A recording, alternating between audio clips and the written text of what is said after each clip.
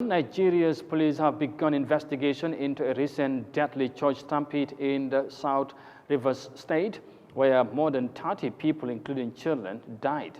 Hundreds of people who turned up to receive humanitarian assistance from the church broke through the gate, resulting in the unfortunate incident.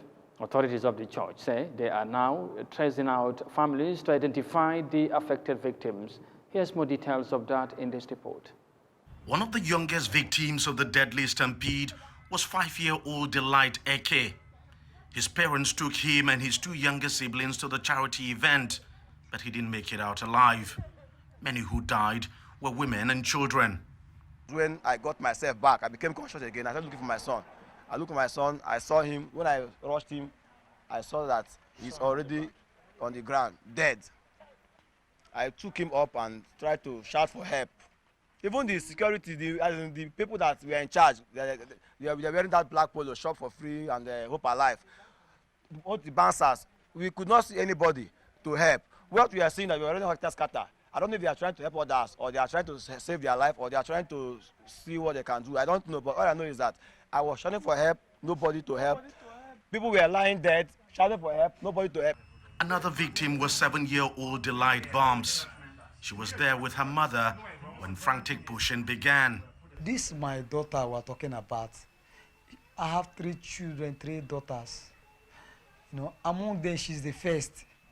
She's so close to me. I carry her anywhere. Our church, I'm a member of Christ Embassy. I carry her to all our ministry programs. In the church, everybody knows her.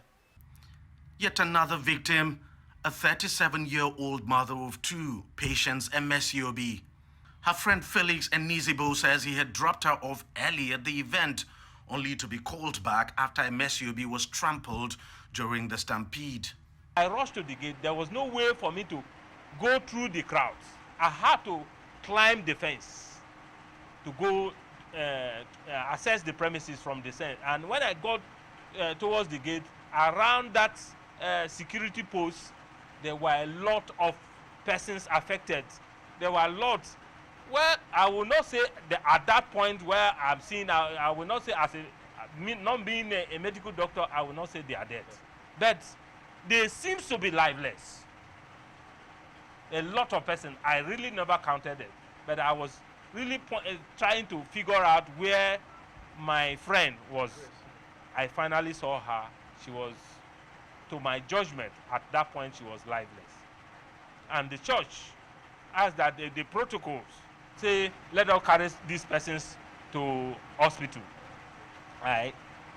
Me and about 3 other persons held her. We took her to a vehicle provided by the church, and they took her to military hospital. That was where they confirmed her death.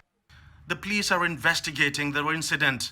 The church refused to grant us an interview, but it did put out a statement saying it is conducting contact tracing to identify the victims, some of whom had waited overnight. Many of the victims died right at the spot in front of this gate. The church has said the large turnout was unanticipated. The charity event was designed to save lives by handing out food, but it ended up losing lives instead.